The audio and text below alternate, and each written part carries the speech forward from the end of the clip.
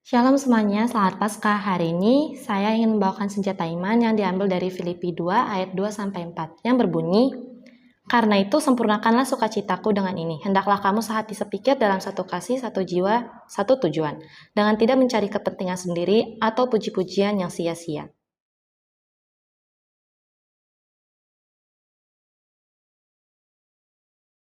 Sebaliknya, hendaklah dengan rendah hati yang seorang menganggap yang lain lebih utama daripada dirinya sendiri. Dan janganlah tiap-tiap orang hanya memperhatikan kepentingannya sendiri, tetapi kepentingan orang lain juga.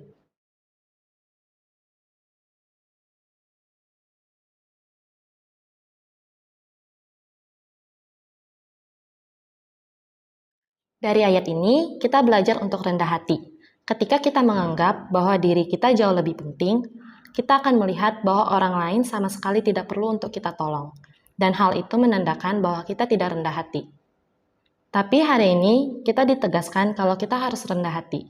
Yakobus 4 ayat 6 mengatakan, "Tetapi kasih karunia yang dianugerahkannya kepada kita lebih besar daripada itu. Karena itu, ia katakan, Allah menentang orang yang congkak, tetapi ia mengasihani orang yang rendah hati."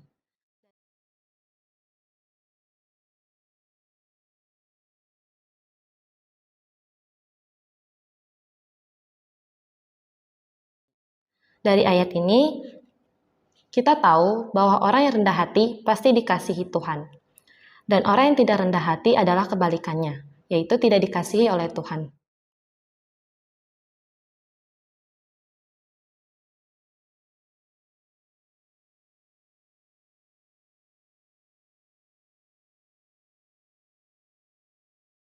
Ketika kita ingin rendah hati dengan seseorang, kita tidak bisa menggunakan cara dan mengikuti pendapat dari diri sendiri ataupun orang lain. Tetapi kita harus menggunakan cara dan pemikiran Tuhan Yesus. Dengan cara kita tanya Tuhan, apa yang harus kita lakukan untuk rendah hati terhadap orang tersebut. Seperti yang dikatakan Matius 6 ayat 8. "Jadi janganlah kamu seperti mereka, karena Bapamu mengetahui apa yang kamu perlukan sebelum kamu minta kepadanya."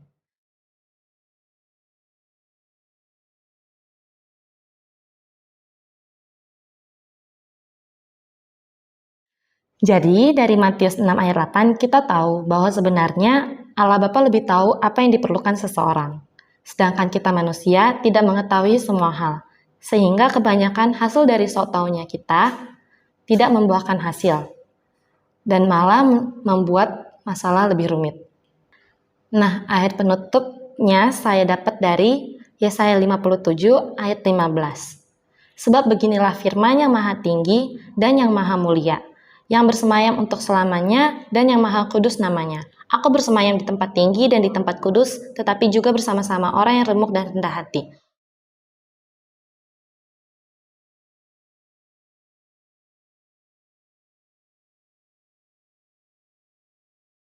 Untuk menghidupkan semangat orang-orang yang rendah hati dan untuk menghidupkan hati orang yang remuk.